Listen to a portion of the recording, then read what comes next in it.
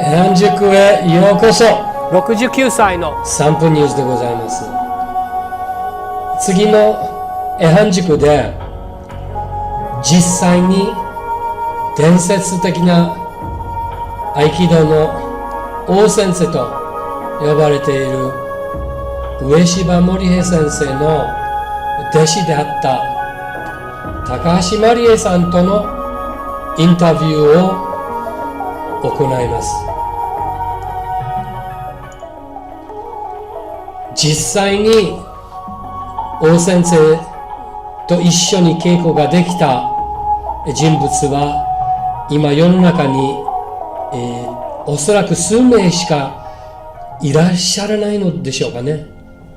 ですので去年わざわざカリフォルニアからいらっしゃった高橋まりえさんが、今回、来ていただいて徹底インタビュー対談をさせていただきたいと思います。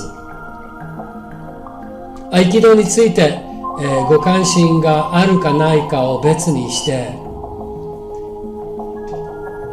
昔からアメリカで活躍をされておられる日本人の、先生として実は彼女は日本語を教えておられる先生でもあるわけなんですが、東西の文化的な深い交流を目指しておそらく彼女の豊かな経験から我々ですので、私自身は合気道との関係はないわけではないので、大昔、大阪の天心道場、と呼ばれている道場で、スティーブ・セガールを毎日のように見ておりまして、彼の弟子たちに針治療を施したわけですので、合気道の世界が大好きなんですね。とても興味深い対談になるでしょうと思われます。はい、上柴守平先生でございました。だから知らなかったということは多いですね。現代日本社会においてこれだけ世界的に合気道が今広まっている最中なんですが、王先生のことはあんまり知られてないようですね。じゃあ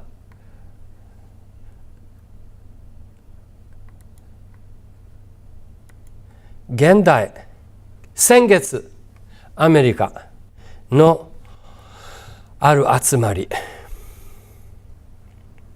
YouTube は復活しましたか？今度は僕のコンピューターは潰れてくるわなんかね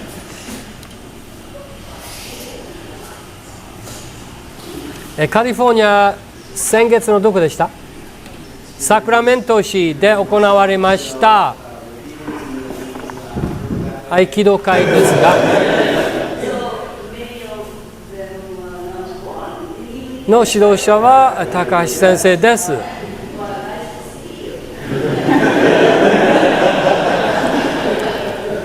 まずみんな笑わすね、さすがですね。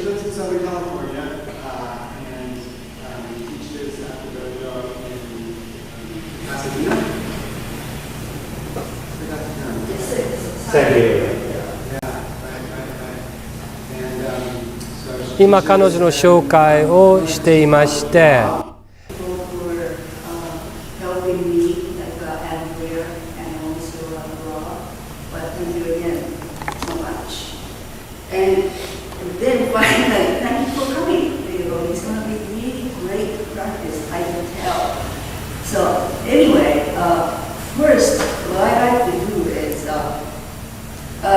instead of going to serious Aikido exercise, but I like to start out about 15 to 20 minutes the basics. これ注目してくださいね。アメリカですよ。That means step 1, step 2, step 3. However, those people who are training well, and I can see we learn じゃあ実際に練習しようと。 Anyway, let's see. First of all, I will talk about Aikido. What is Aikido? Aikido, to 合気道について教えます。 shoulder, right? In here. So therefore, I will use this in and then go like this, drop. Alright? And then after that, it's very important, you cannot move. Okay, but we'll go through the exercise, okay? Because you have to maintain your. Okay? So let's just okay. Let's start from standing position. Now, this is to take balance. やっぱりほとんど男性でしたね。 No age, no age. これはまずちょっと注目。昨日話をして分かったことは、日本の女性はほとんど男を相手にして教えてるということは、これはまずちょっと考えられないことなんだよね。武道の世界ではもう先生は絶対男性ですね。でこれは女性だらけの相手だったらなんかわかるけれども男性なんですね。そして考えてみれば相手の皆さんは先生の年齢の多分半分でしょということでさらにすごいと思いますね。でみんなものすごい真剣に稽古してますね。まあ紹介だけですので、このようにしてみんなこれは1時間ぐらいありますから、高橋先生は今どういう活動をされておられるかということをちょっと見せようと思いまして一つの紹介の部分として、お分かりいただきたいと思いました。じゃあ早速ですがいらっしゃってください。どうぞこちらに。Please welcome マリエ高橋。このインタビュー後で英語の字幕でもってアメリカ向けに出したいと思います。どうぞいらっしゃってください。はい、皆さん拍手でもってどうぞおかけください。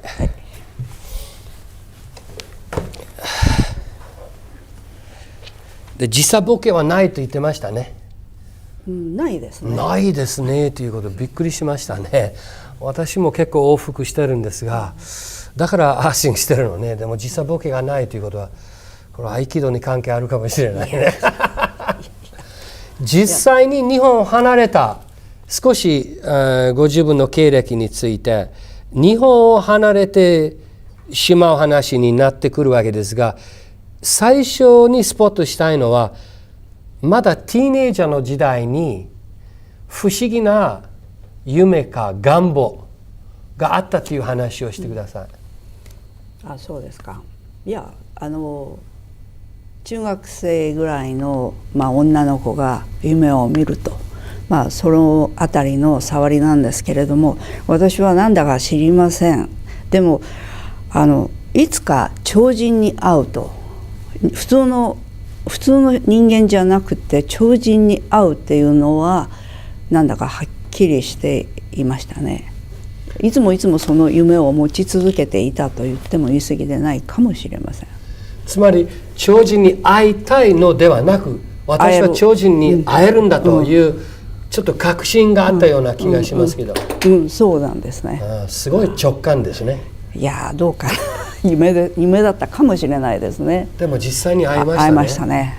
いつどのようにして王先生に出会いました？やっぱり若いね、まだ若いですから家族もその学校に行く以上は東京に出てもよろしいと、そういう話がありまして、で私の実家は福岡なんです実は。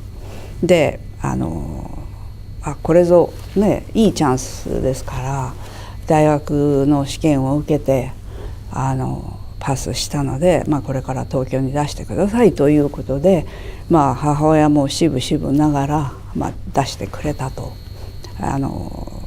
そういう状態ですね。でも大学は入学式も行かなかったし、やってたのは合気道の道場を訪ねてそれから円覚寺の鎌倉の円覚寺ですね。そこに行ってました。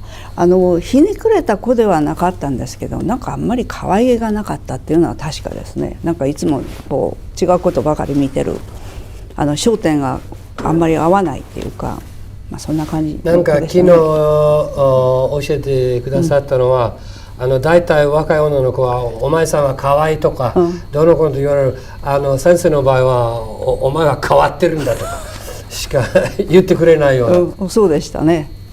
それは合気道の道場に出入りをさせてもらうようになって、まあ、内弟子がいますよね、何人か。住み込みの内弟子がで、なんかそういうことをよく言ってましたね、私。でも実際にその道場の門までに行くのにかなり勇気もいるし、紹介もいるし、当時の上柴先生はお会いになった時代においてはどのような人だったのか、すなわち社会的に知られていた人ですか、あんまり知られていなかったんですか。合気道っていう言葉自体があまり知られていなかった時ですね。でそれはね、1961年ですか、なんかそんな感じです。すいません、ちょっと。私は9歳の頃ですね。そうです。合気道が創立された時期と言ってもいいんですかね、そのぐらい。いや、もっと合気道はもっと前にできてました。でも私が今東大久保、新宿の東大久保に本部道場っていうのがあるんですね。あるんですか、今。あります。はい。でそこで3代目の道主がおやりになっているという状態ですけれども、今はコンクリートのなんていうんです、ビルっていうんですか、でそういう状態の道場ですけど、私が訪ねた合気道道場っていうのはすごく威厳があって、石のね門構えで普通のなんていうんです、明治時代に建てられたような家でした。で玄関こう開けて入っていくっていうね、そんな感じのね。で中から内弟子が飛び出してきて、飛んできてっていう感じで、それからかすりかなんか来ててね、ペタッとこう座るんですよ、そこの式台のところに。で女性でもいいんでしょうかとかいう、そんな感じでね近づいていったってことですね。でその前にすごい先生がいるよっていうのは他のとこから聞いてて、で、そうですね、すごい先生って言ったって、いやもうこの人は本当に超人だよっていう、その辺まで伺ってて、でねもう絶対会わなきゃダメだと思いましたので行きました。それで行けば会えると思い込んで行ったんですけどね、1ヶ月経って行けば会えると思い込んだという表現、ちょっとこれは大事ですね。そうですか。強く信じられたわけなんですね。普通はですね、会えるわけないんですよ、ああいう先生は。そうですね、いくらなんでもこれはもうバリケードだらけなんで、その素直さというか、絶対会えるという気持ちが伝わったはずだと思いますけど、いかがでした？内弟子は飛び出してきて、その後は？それで入門できたんですね。それでそれから毎朝行きまして、会えるつもりで行ったらいらっしゃらないわけで、その当時は岩間ですか、茨城県の岩間に合気神社っていうのは今でもありますけど。合気神社があるんですか？あります。でそこにおいでになって東京に時々なんて言うんでしょうね、用があるからじゃなくて、突如としてこう自分のお部屋もありましたから、そこへお帰りになるとか、もうなんか行ったり来たりっていう、そんな感じでしたね。でだから私が行った時は1ヶ月経ってもね会えないんですよ、いらっしゃらないから。2ヶ月もう本当にね、なんか悲しくなるようなそんな心境でした。で3ヶ月目に朝行った時になんか全然雰囲気が違って、それからあそこの下駄箱があって、そこ急いでね脱いで、なんだろう、確かに大先生かもしれないなんてね、予感があった。声が聞こえてきますし、もう全然雰囲気違うんですね、やっぱり。リンと張り詰めたような、なんかそんな雰囲気でした。そしたらおいでになった。もう嬉しかったですね、本当に。遠くからこう見てるだけで座って、それが始まりですね。印象は何ですか？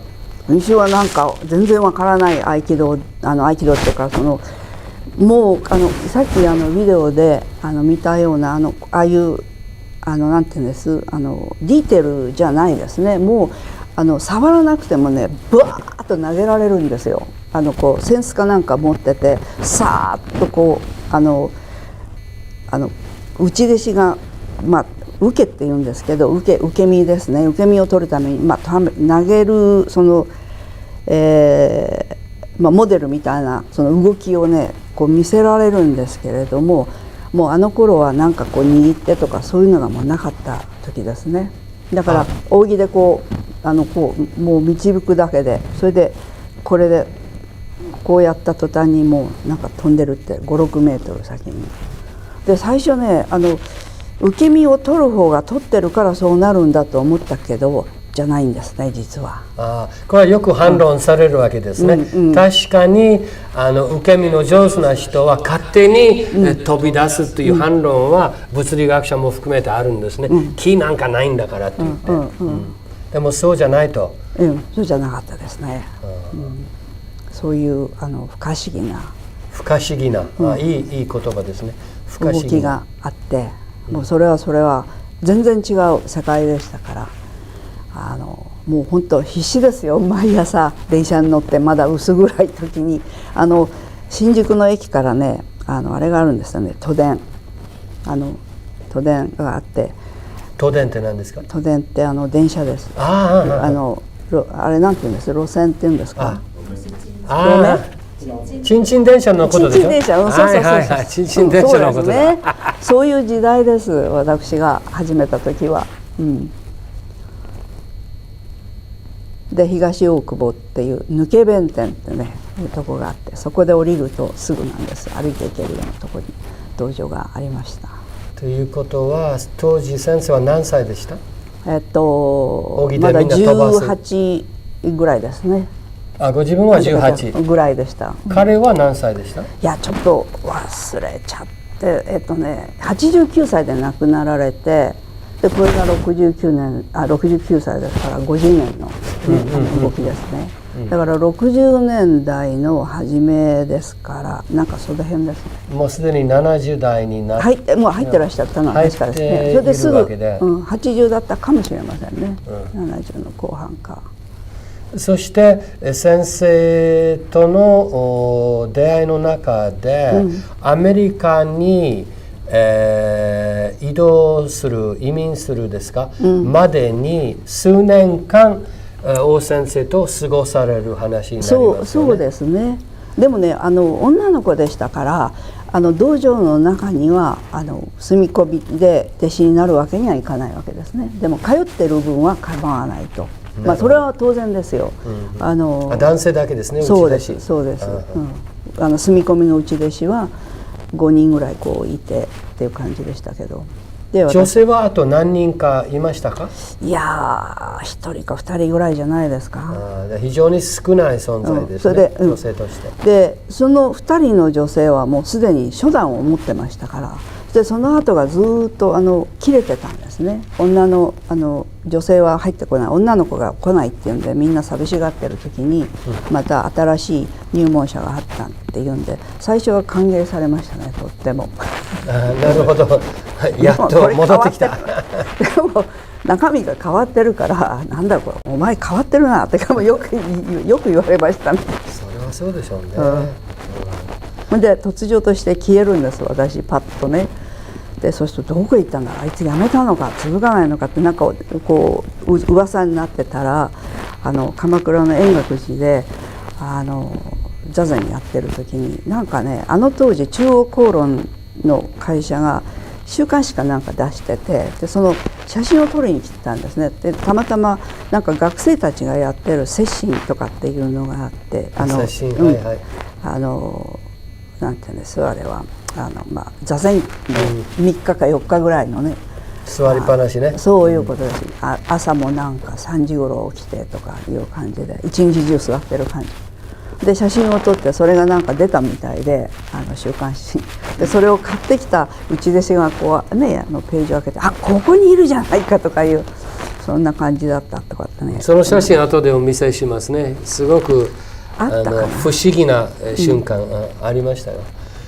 そうですか。その若い自分は、これは私はなかなか理解できない、まだまだ20歳になっていない、これは60年代ですよね。そうですね。の女性として、そういった超人に出会うという、直感予感ですかね、があって実際に会うんだということはまず非常に、普通じゃないというふうに分かりますね。で、現代人は上柴守平先生のことを知らないから、英範塾でプラスマイナスニュートラルというスタンス取ってますので、例えば奥義で人を飛ばしたりする技をその場で見たわけだから確信されてるわけですが、今の懐疑主義的な世界においては、それはね、人間の筋力だけで60後半70代の人間はそれはできるわけないんだと、だからこれはパフォーマンスに過ぎないということ反論が来ますよね。それは合気道の弟子たちはもうみんな走って勝手に飛んでるだけでしょというふうに言うわけですが、決してそうではないからこそ合気道は今世界的に広まってる最中なんですね。だから全く合気道のことを知らない人はたくさんいるわけだから、どういうメカニズムでもって、例えば奥義でもって人が7メートルといったら向こうまでだよ、そうですね、飛ぶもんかと、反論が来るわけなんですね。だから少しそのメカニズム的なことをご説明ください。どうやってできるんですかね。あれはですね、実は創始者の話で大先生ですね、で大先生がいつもおっしゃってたことは、まず心と体を調和させようと。心と体を調和させる。それでこれは普通よく皆さん例えばアスリートの皆さんもそこは考えてらっしゃることなんですね。ところが合気道の場合はこの2つとそれプラス気っていうものが入ってくるんですね。気っていう何でしょう、宇宙からいただくというような表現もあるみたいですけれども、でこの3つが一緒になるとこれ三位一体となりまして、で非常にこれは自分でも基礎的な動きを作っていたとしても、これ非常に効果があるんですね。すごい効果があるんですね。でそこで大先生が言われるのは、この三位一体となったとこれが完成されたものではなくて、これをまたさらに自分の向上のために上へ持ってけっていう、つまり宇宙と一体となれというそういう教えですよね。でそれが分かって実際に気の妙用とも言うんですけど、そういうものが使えるようになってくると、この合気道の動きっていうのは非常にミスティコルにあります。だけど実際にそういう5メートル先に飛ばしたり、飛ばすっていうのが目的ではないんですけれども、合気道は一応精神面を高めるための武道ですから、やはりそういうことがあっても少しもおかしくないと。つまり5メートルであろうと6メートルであろうと飛ぶんですね、実際。飛ばすって言ったらちょっと言葉に無理が出るかもしれないですけど、一つの大事なポイントは今教えていただいたのは、普通の運動選手だったら当たり前のように、もちろん心も体も大事だということですね。で多分現代人になると心という言葉使わないで、それは集中力とか、精神力とかいう言葉を選択して、それプラスに体にトレーニングに合わせると、運動選手としてマラソン選手にせよ、その心の働きは大事なんだけれども、宇宙のエネルギーを取り入れてという3番目のポイントは今の運動選手の世界には多分ないであろうと思いますね。そしてありとあらゆるいろんな武術システムがあるんですけれども、その宇宙のエネルギーを取り入れてやるというコンセプトはおそらくないと思われますね。わからないけれども、心と体を両方大切にするということは当然ですけれども、その3番目がポイントだと思いますね。木ですね。木ですね。で、今ね、この木についてアメリカ人みんなチーと言うんですね。中国語で。中国でチーと言うんですね。アメリカでチーのこと。金という言葉使わないんです。外国ではね。でも同じ感じですね。もともと米だったけれども今こうなった目になったわけなんですが、その木はみんなは捉え方はいろいろあるんですが、例えばこれはエネルギーだとか、言うんですが、何ですか？呼吸法です、呼吸法とか言うんですが、木の定義は非常にやりにくいと思うんですが、もうこれだけ長らくやっておられる合気道家として、現代人に対して木って何だというふうにどういうふうに説明したらいいんですかね。ちょっと外れていいですか、合気道から。時々考えることがありましてね、日本人は言葉、つまり日本語ですよね。私たちが話すのは日本語ですが、日本語の中に意外とたくさんの言葉を使うわけですね。それはね、全部木っていうのが入ってるんですよ。一言じゃなくて。でだから例えば微粒子の実態として気体がありますよね。でそういう時に空気ですね。それから大気っていうのが出てきますね。それからそうですね、活動のエネルギーとして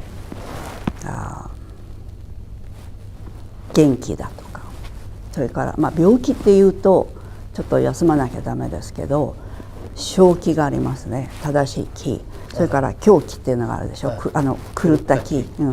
でよくそのセリフなんかあって、お前はこれで正気かって言うとね、いやいや気違いでございます。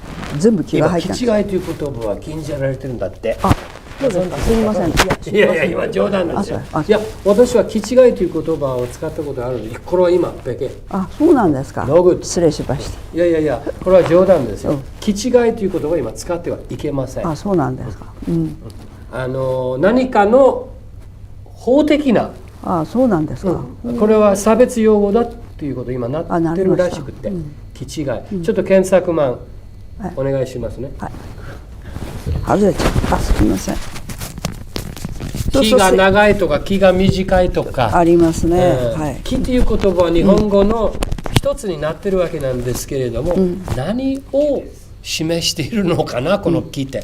だからたくさんありますよ。本当に精神面ので使われる気っていう言葉が入った漢字が入った言葉っていうのは、例えばやる気だとかですね、やる気がありますとか、だからいろいろあるじゃないですか、そういう気っていうのが。で例えば本質的なもの、生活の中にある本質的なものを言った時には、例えばですね、強気だとか、強い気でしょ、強気だとか、士気ですか、武士の士を書いて気ですね、あれ意味としてはなんかグループでみんなが同じ思いを持った時に一緒にこうやろうっていう、そのグループから持ち上がってくるその波動ですね。でそういうのを士気って言ってみたり、それから覇気とかね、気合がやろうよとかいう感じ。気概っていうと困難さを乗り越えてやろうとするその気、全部気って入ってますよね。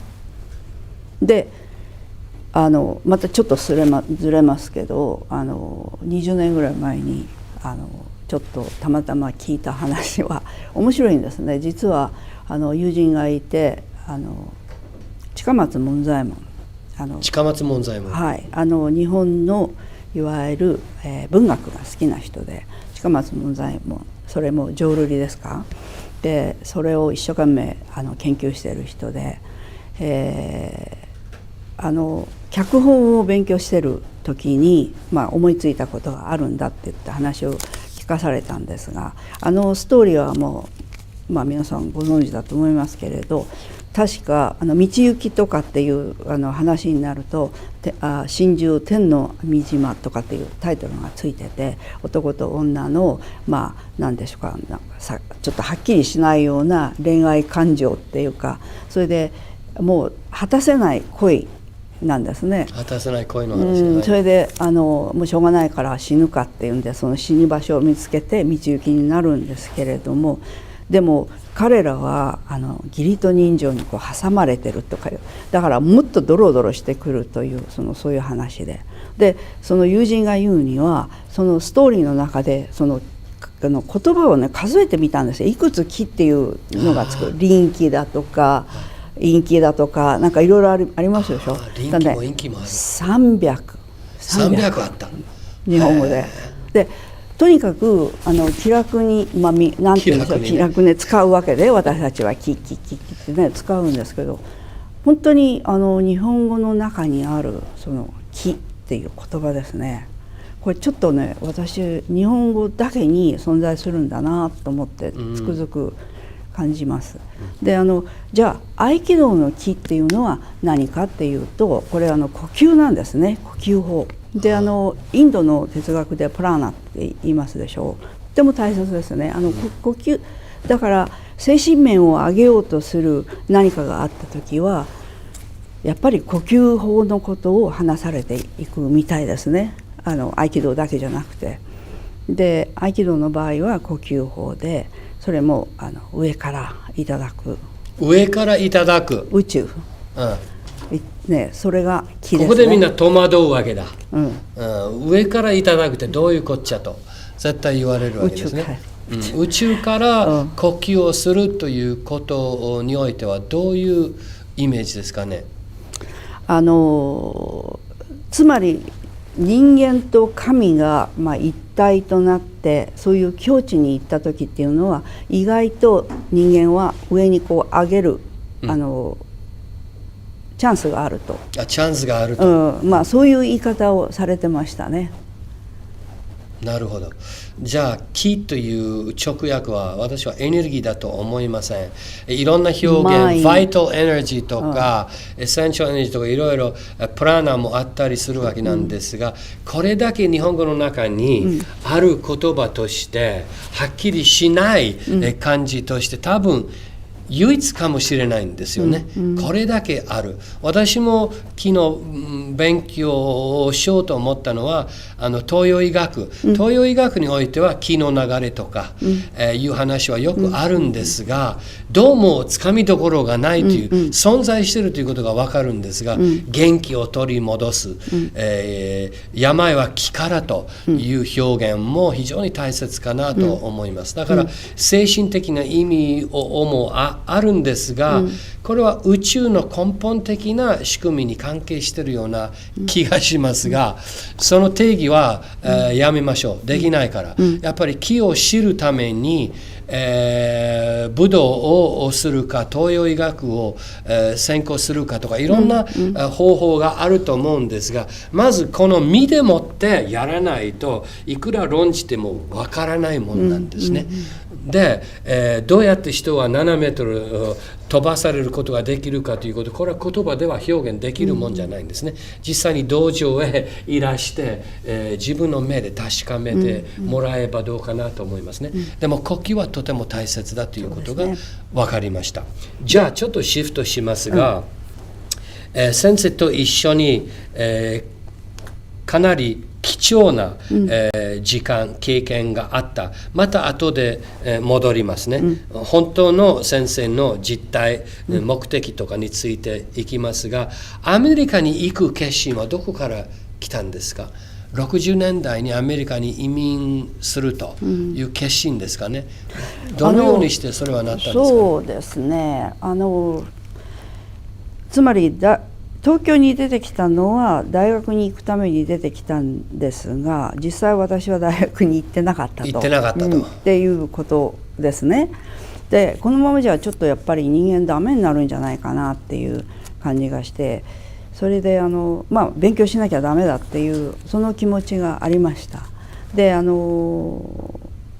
幸いに私はそのねいとこがいまして、でいとこがたまたま2世と結婚してワシントンハイツっていうところに住んでたんですね。でそこへ出入りしている間に、いろんな人と知り合って、アメリカ人の家族が住んでるところだったんですけど、いろんな人と知り合って、そしてある時、向こうから行かないかと、アメリカに来て、勉強しろと、そういう単純なチャンスがあったっていうことですね。じゃあ行きますとかっていうんでね、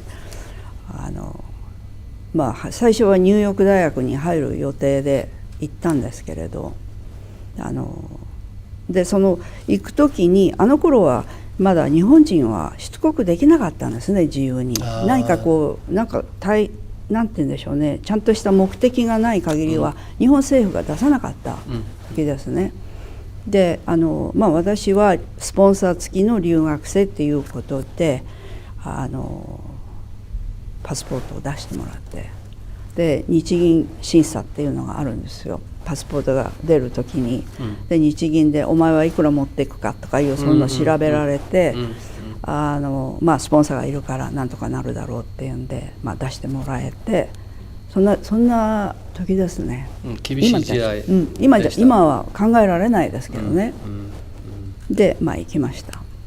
でその時週刊情勢っていうのをちょうどできて 1,2 年ぐらい経ってたと思うんですけれど、そこであなたアメリカに行くんだったらちょっと悪いけど記事を書いて送ってくれとかそういう話が出てきたりして、じゃあやりましょうとかそれで行きました。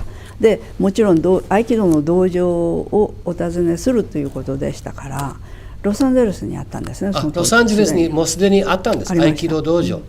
そうですか。でも20人くらいがせいぜいでっていう感じでしたね。それからサンフランシスコに行って、なんかポリスマンばかりいるような道場でした。でそこもやっぱり10人ぐらいとかね。それからその次が何ですか、あちこち行ったんですけれども、シカゴにあった大きな道場で、これは20人ぐらいとか、ニューヨークに新しく開いたばかりの道場があってとか、それを回ったりして。今どのぐらいのアメリカの都市に合気道場があるんですか？今年の6月に本部道場にお尋ねした時に、話してる間に、人数が出てきたんですけど、今は日本国内国外を入れて分かってるところだけで160万人ぐらいだろう。160万人国内国外、これは合気道家の人口となるわけですね。その割合が分からないんですが、ひょっとしたら外国の方が多いかもしれないという可能性はあるんですかね。いやなんかそこはちょっと私分かりかねますね。全世界ですね。要するに私は本当に正直に分かるのは欧米人に受けるっていうことですね、合気道は。なるほど。それもインテリ層が寄ってきますね。なるほど。誰が合気道を選択するかになると、インテリ層なんですね。例えば、確かに、昨日見せてもらった本がありまして、2人のアメリカの弟子たち、最近となった弟子たちによって彼女にプレゼントされた本で、この2人の職業は何でした？大学教授ですね。大学教授ですね。彼女はね。で彼はなんか税理士さんですか。なんか日本語で。でも昔はポリスマンだったね。面白いですね。昔はこれは武道だと思ってポリスマンで、今はインテリ層になったということですよね。なぜインテリ層はいわゆる欧米人のインテリ層の人間は合気道をなんか選択するでしょうか。いろいろあるんでしょうね。柔道も空手道もいっぱいあるわけで、なぜインテリ層ですかね。やっぱりなんでしょう、合気道っていうのは格闘技じゃないですから。格闘技じゃないということはポイントですね。格闘技ではないという。じゃないです。じゃあ何でしょう。そうすると精神をもっとこう上に上げるために作られた武道なんですね。でそうですね最初に習いに来ます。私の場合はアメリカ人ですけどね、相手はアメリカ人が習いに来て動きはこうだよって、もう私はそんなに手を取って教えないですけど他の講談社が教えてる様ですがこう動きを一つ武道ですから一つの動きっていうのはあるわけだから、それをちゃんと教えるというシステムはあるわけですね。で手をこう取られた時はこういうふうにしてああいうふうにしてってこうやって、それで動きを教えてる時に彼ら頭いいですからね、なんかそれ以上のものに気がつくんですね。それ以上のものに気がついてくる。動きの中にある調和ですね、それは。動きの中の調和、調和。それから和合ですね。和合の精神に優れた考えを出せ、態度を出せとかっていうことになってくるんですけれども、なんか自分でそういうのをね見つけ出しちゃうんですね。和合。それで強いては愛でしょう。合気道は愛ですっていうような。でね、これ英語に直すと美味しいですよね、言葉がね。例えば調和ったらハーモニーでしょ。ハーモニー。それから和合っていえばピースだとかね、ワンネスだとか、非常にポジティブな言葉ですね。つまり欧米のインテリ層の人たちはそういったハーモニーとかワンネスとかピースに見せられるということなんですね。そうですね。なぜ見せられるかという問題になるわけですね。インテリ層はなぜ要求するかということですね。でね、そうすると今の現代社会にはそういうことは求められていると私は思います。なるほど。でそれが合気道にはちゃんと用意されていると。でこう稽古に来て気持ちいいっていうそんな気持ちで稽古をして、帰っていくとか、その辺にあるんではないかなと私は思います。とっても好きですよ。なるほど。ハーモニーだとかピースだとかね。多分ね、私の想像に過ぎませんけど、多分そういったインテリ層の人間は欧米人の中で今の世界の危機、ものすごい意識してると思いますね。だから本来のピースとかハーモニーは政治的、経済的なやり方では絶対と言っても良い、獲得することは不可能だと。だからもっと深いところでそういった調和とか愛に迫っていかなければならない時は何があるかというふうに問題にぶつかるわけですね。哲学、宗教、本当にこれはハーモニーになるのかなと思うわけですが、実際に人と一緒に動いたりするとですね、本当に感じてくるはずなんですね。そうでなければぶつかっちゃうでしょうね。そうですね。それは格闘技なんですね。そうですね。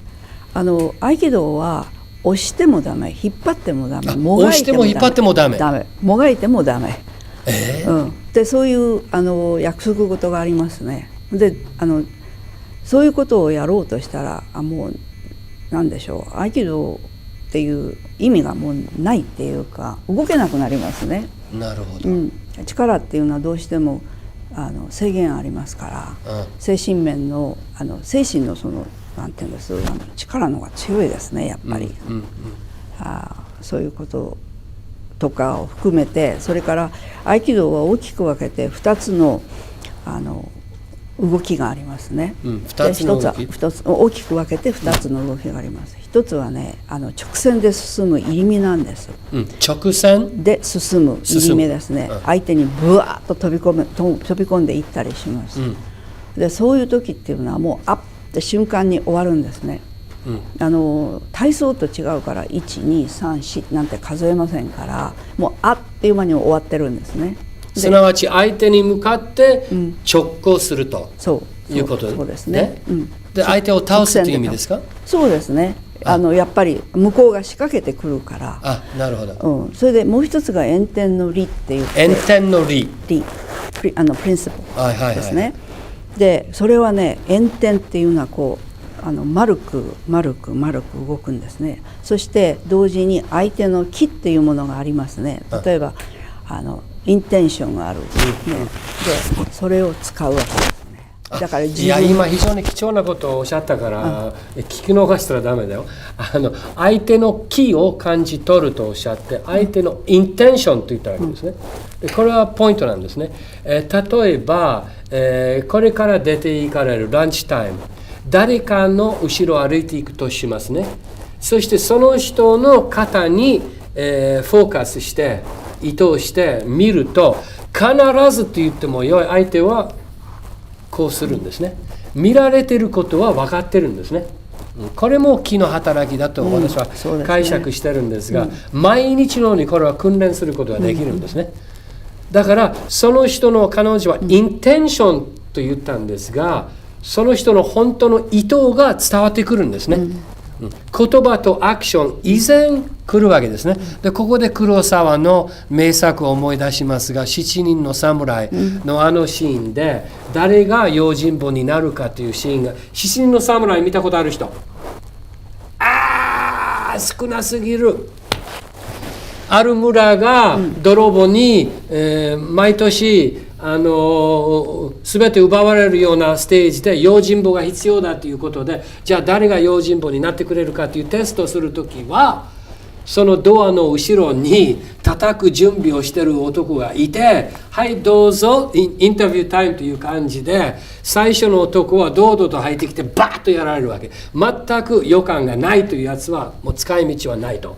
で次の男はそのドアの手前で何か感じたね、すなわちそのインテンション、その気が分かったということで、まあいいかと言ってバカッとやられるわけで、3番目の用心棒となった人はそのドアの手前で入るもんか俺はというね、分かったんですね。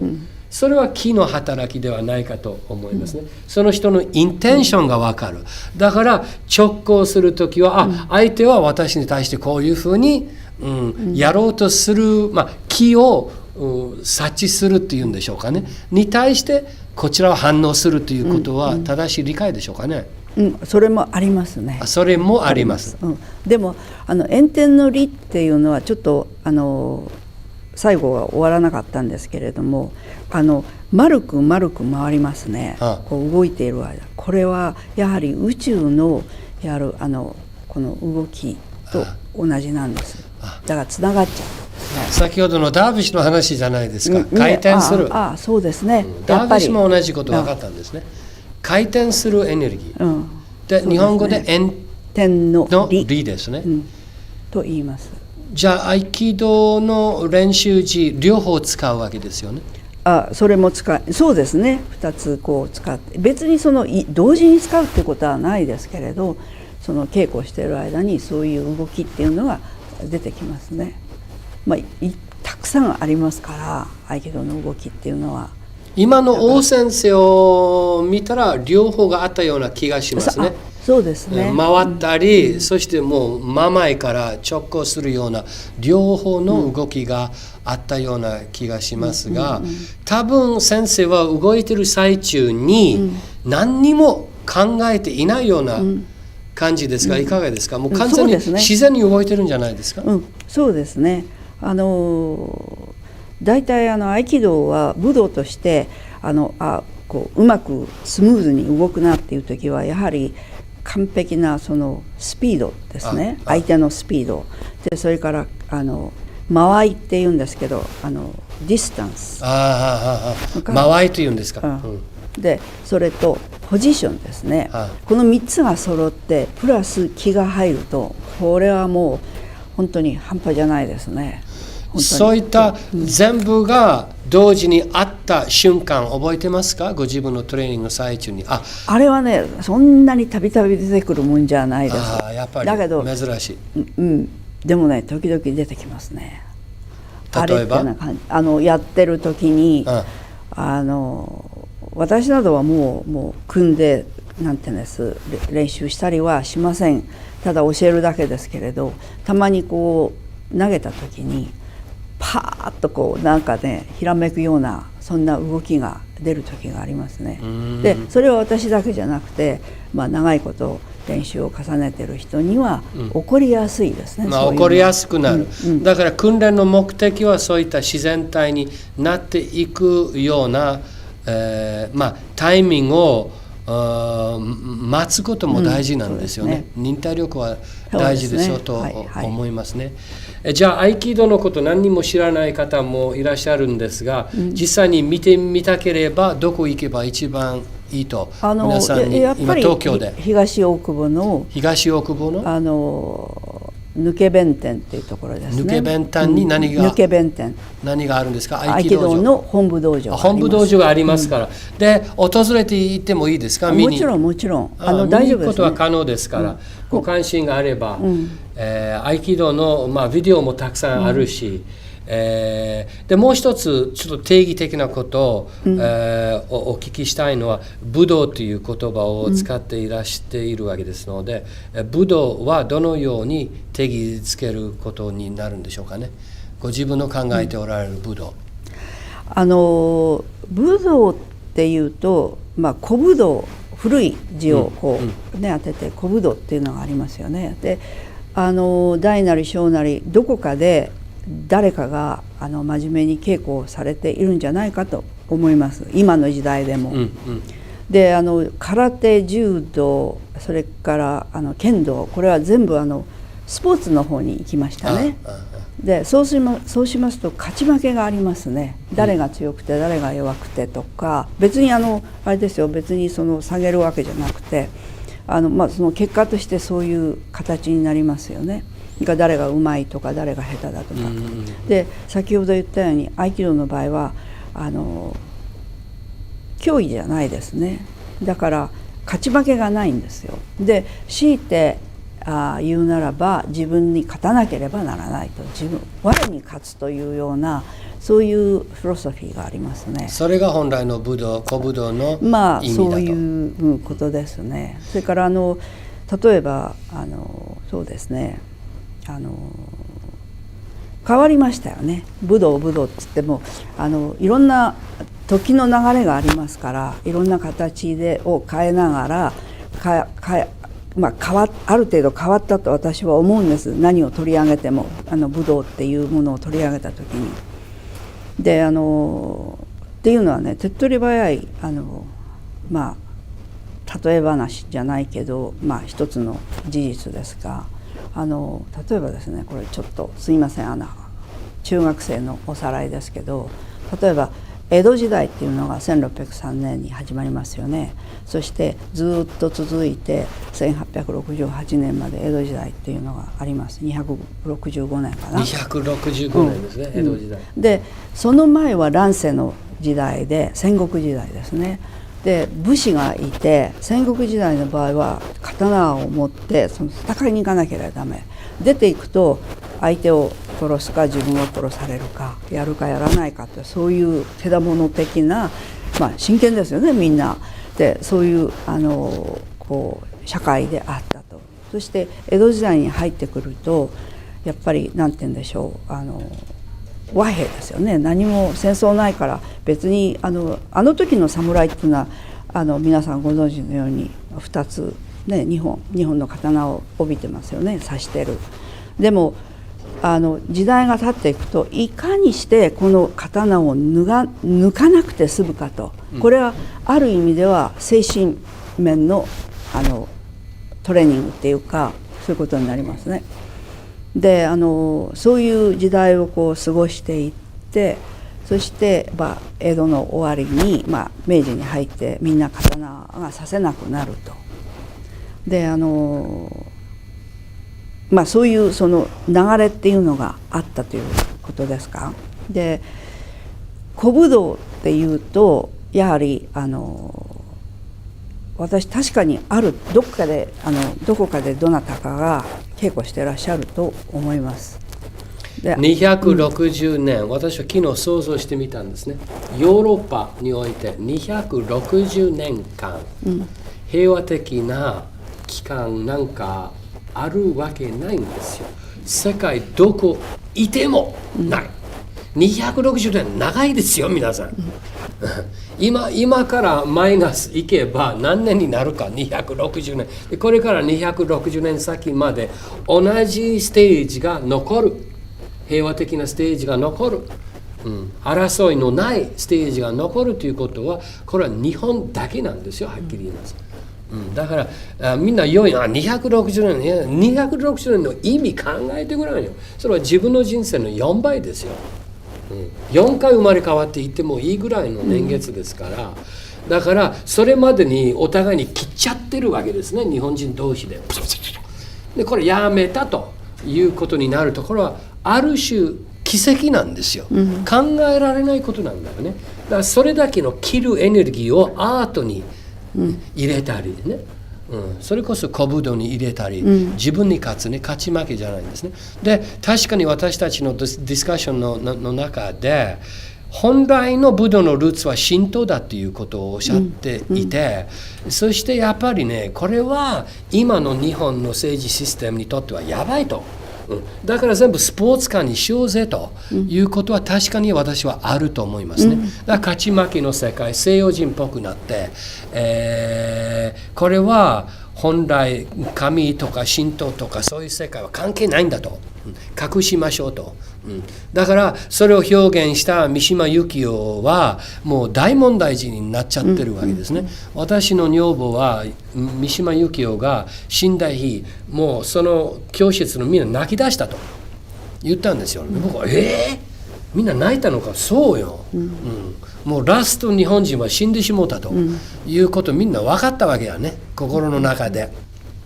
じゃあこれからの日本は西洋化されていく、古武道はなくてスポーツですね。弓道もそうなんで、何でもそうなってくるわけなんですが、このインタビューの最後になりますが、残りの十数分でそういった場面ですね、日本の文化を皆さんにお伝えする役割があるわけですから、それはどの形でやるかという合気道を選択しているわけですが、じゃあ合気道の本来の姿とその王先生の本来の姿、ご自分しか見ていない、彼の姿について話をしていただきたいと思います。とにかく普通の人ではなかったと。と言ってもお分かりにならないんですが、人間がこう悟りを開いて、そしていろんなことに目覚めた方ですよね。でそうしますとね、もう確かに男性の姿を形をしていらっしゃるんですけど、そうじゃないんですね。で私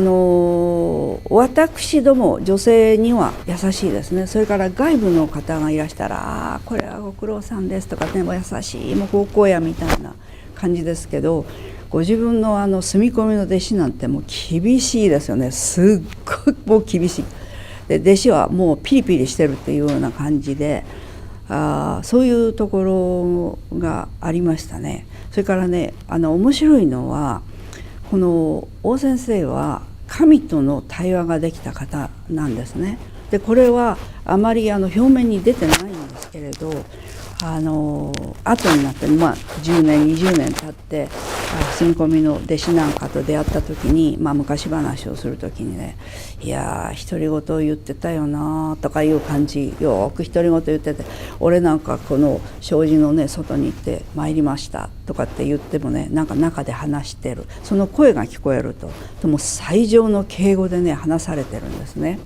神様と話をされているということでして、とにかく どこをこうで取り上げてみても普通の人ではなかったということですね。なんて言うんでしょう、神様は本当に降りてきちゃいますからね。神様は本当に降りてきちゃいますという表現は、現代の日本においては言ってはいけませんよ先生、そういうことはね。そうですね。神が降りてくるという表現ね、昔の日本人の間に当たり前かのように分かったことなんですよね。恒例ですね、実はね、恒例するわけなんですよね。でご自身はそれを一回体験されたと。先生のそばにいると、どうなったんですか？一緒にいる時に高齢があったんですね。で私に大体王先生はなんて言うんでしょうね、生涯のうちに2回ぐらい神が降りてきて、そしてそれから悟りを開いて考え方も全てが変わってしまったっていう方なんですね。なるほど。それでたまたまその2人でねご一緒して、私はそれなりに仕えてるんですけれど、とにかく何をやるかって言ったらもうお茶を差し上げるとかそういうことなんですけどね、ある時本当に神のね合気道の神様なんですよ。合気道の神様、降りてきちゃって、私の上に降りてきちゃって、それで大変なんですね。あれは本当に夢を見てるんでもないし、こうやってねエアンさんとなんでしょう、遠慮なく話せるんですが、こうフラフラしてるんですね、最初は。で大先生はそこにいらっしゃってじっと見てらっしゃる。それでおかしいな、私はたまたまアメリカからちょっと夏休みで大学が休みで帰った時だったんですけれど、合気道をちゃんとアメリカでやってるのになんでこんなフラフラしてこう、ね、座れないし立てないし困ったなって思いましてね、なんとかしなきゃと思ったけど、もう全然効きますよね、体が。でそのうちこう座らせられたような形になりまして、でそのうち座った途端にこのね畳の中に体が入っていくようなそういう感覚なんです。でね、うわ困ったなとも思ってた時に大先生がそばに来られて、最初はね気分でも悪いのかって心配されたんですけど、もう口も聞けないしなんて言ったらいいんです、感じね。そのうちこう気がパーッと遠くなって雨が降るんです、その横で。雨降ってるなっていうふうにこうねなんとなくこう考えてて、それでそうしますと今度稲光なんですよ。で雷が鳴るね、横で。怖かったですね、本当に雷です、本当の話。そのうちなんかねさーっとこう引けた感じですね。そしてバキューム状態なんです、空気が。でそれでそこに聞こえてきたのがもう本当一生涯私は声はあれが初めてで終わりだと思いますけど、綺麗な力強い男の声でしたね。男の声でした。で話されるわけで、で最初は大先生がオウム返しにその神が言ってる言葉をオウム返しに繰り返されるのでこう何が起こってるかって分かるんですね。それでもう一人の私というのは正気の私がちゃんといるわけで、おかしいな、何これ何がやってんだろうとこう、考えてましたけど、でそのうちに2人の対話が聞こえるんですね。それで聞こえてくるんです本当に。でなんかねあの時に分かったことは神様ですね。これその時は分からなかったけど後から静かに考えてみると神の声なんですね。神霊なんですね。でなんかこうね言ってるその内容、話の内容っていうのはずーっと私の先のことまで全部おっしゃってるっていう、いいことも悪いことも全部。それでその時に分かったとか、でもね寝ぼけてるわけでも何でもなかったですね本当に。でちょっと大変だったかなと。本当に大変ですねあれは。心霊があるっていうのは、高齢っていうのは、いやなんだろう、なんかいろいろね長くなるんですけど、そういういや分かるような気がしますね、すごいトレーニングをしないと受け入れられない体制なんですね、高齢するときはね。昔の日本人これは全部分かったことであると思いますが、ここでね最後になりますが、神道、古神道と合気道という関係において、現代社会の問題をも踏まえてですね、そして今アメリカで先ほどの道場に、何があったか合気道と書いてあって、王先生の写真があって、そして神棚もあったわけなんですよね。で昔の日本人の家もうみんな神棚があったはずですけれども、今はちょっとなくなりつつあると思い、この一番禁じられていると私は思うトピックは古神道なんですね。で、言いましたように宮司さんとの対談をしまして、私の大本教との関係、日本のそういう本来の古神道のシステムについての話をしたんですが、ほとんどと言ってもよい、これはなくなりつつあって、で日本人は神道ですね、私から見れば。で合気道は神道ですねと、そして大本も、大先生ももう一つで、これ神道ですね。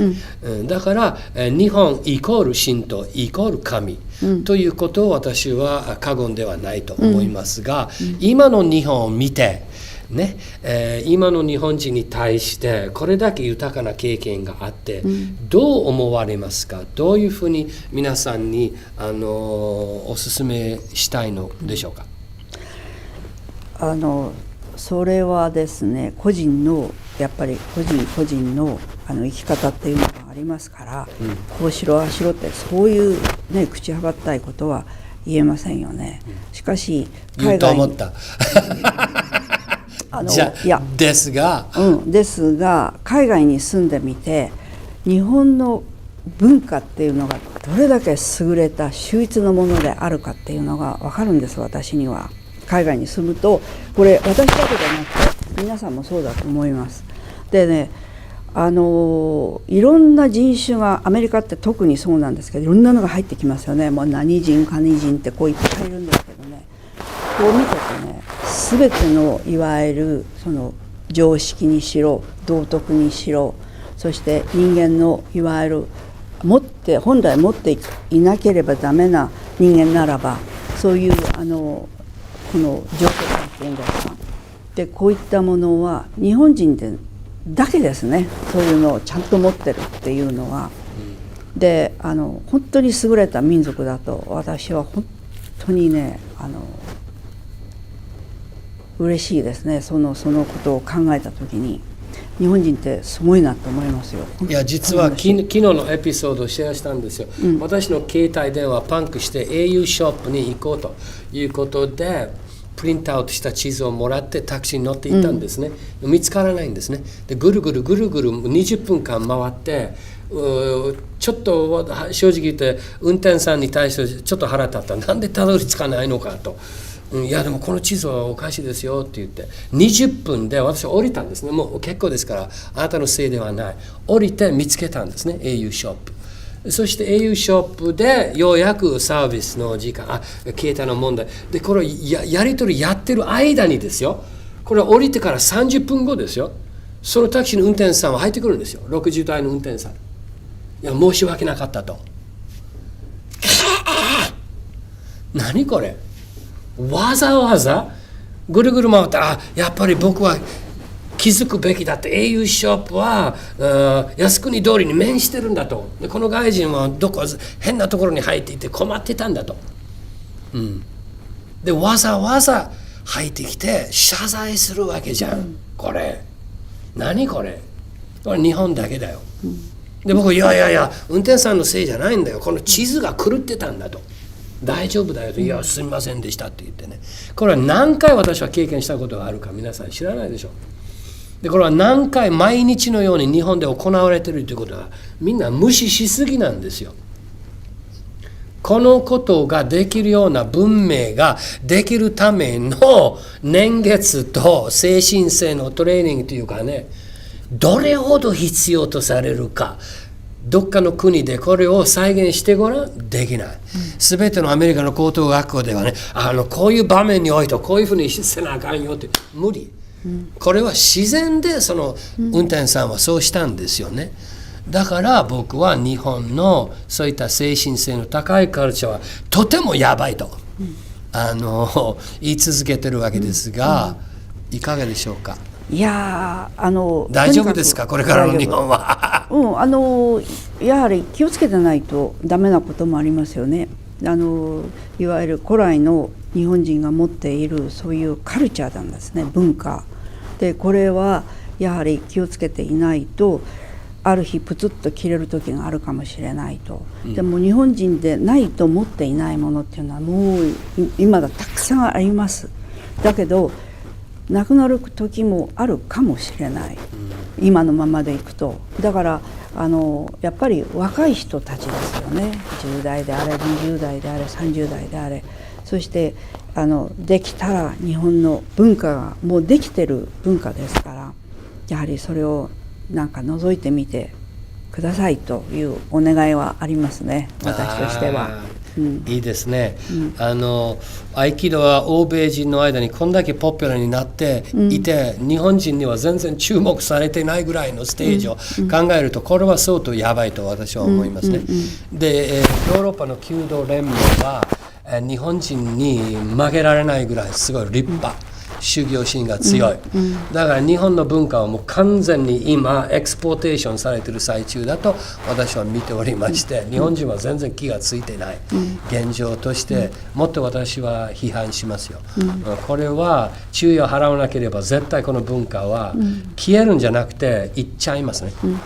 そして薄められていて、いろんなベリエーションになっていくということは、ヒストリーで語ってるんですが、でも若い人々が特に注意してもらえば、なんとかなる可能性があるというふうに思いますか。ある程度のその伝統っていうものはやはり私たちはやはりこう何とかしてそれを残そうと、次の世代に残そうとしますね。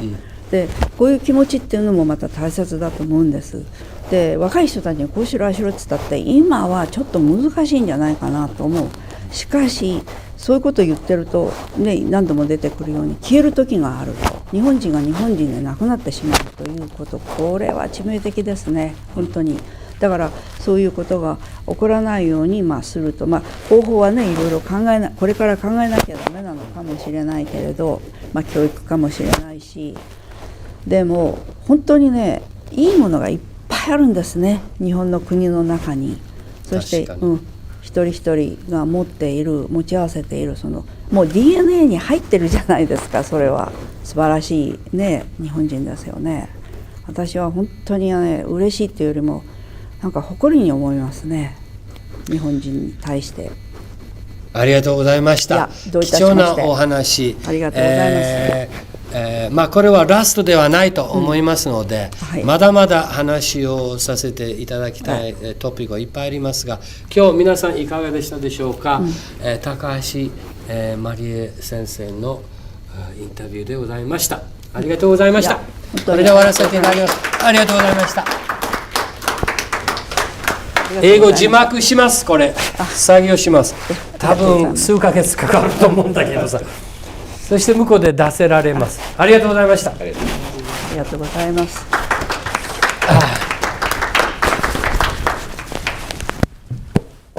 よし。じゃあ休憩ですね。2時から次の講義が始まりますので。